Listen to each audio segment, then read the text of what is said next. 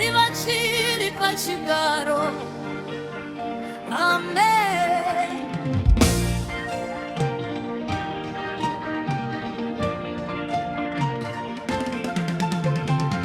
Vanhu vangati hazviiti, vanhu vangati nguva yako yapera, vanhu vangati hope dzako dzapera, asi Mwari ndivo vane shoko rekupedzisira.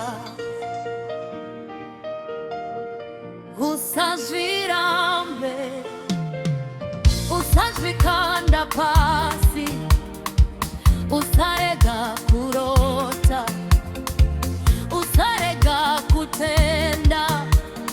Mwari vachiri kunyora nyaya yako, vane shoko rekupedzisira. Mwari ndivo vane shoko rekupedzisira. Vakavharwa musuwo, Mwari vanovhura umwe.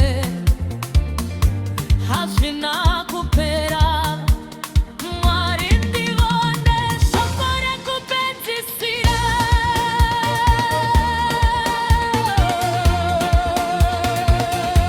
Simuka utambe, tambira Jehova. Simudza maoko, tumbidza mambo. Misodzi ichashanduka kuva mufaro. Nguva yako iri kuuya, Jehova vakatendeka. Ndiani akasimudza Davhidhi? Mwari. Ndiani akasimudza Josefa? Mwari. Ndiani akadana Mozisi? Mwari. Ndiani akasimudza Petro? Mwari. Kana vakazviita kare, vachazviitazve. Mwari havashanduki, nhasi vachiri kuita zvishamiso.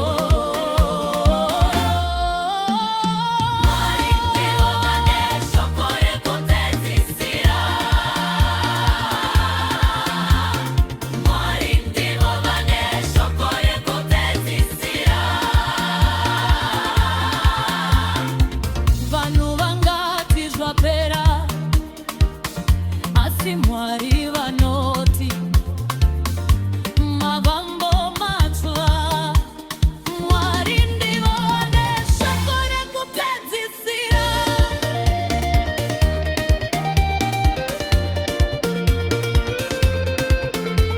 Usafunge kuti Mwari vakanyarara, hazvirevi kuti Mwari vakusiya. Usafunge kuti Mwari havakuoni, vari kushanda kunyange iwe usinazvioni. Vari kunyora nyara yako, peji harina kuvharwa. Munyori wenyaya yako ndi Jehova, uye haasati yapedza. Vanhu vangakuramba, asi Mwari vanokugamuchira. Vanhu vangakanganwa zita rako, asi Mwari vanokudana nezita. Vamwe vangakutarisa pasi, asi Mwari vanokusimudza. Tambira mukutenda, tambira mukukunda, tambira netariro, Jehova vachakuitira nzira. Zvakanakisisa zvichiri kuuya. Mwari ndivo vane shoko rekupedzisira. Mwari ndivo vane shoko rekupedzisira. Riyo rwangu ndirwuru, Mwari vachiri kunyora nyaya ya. Mwari vachiri kushanda, Mwari havakundikani.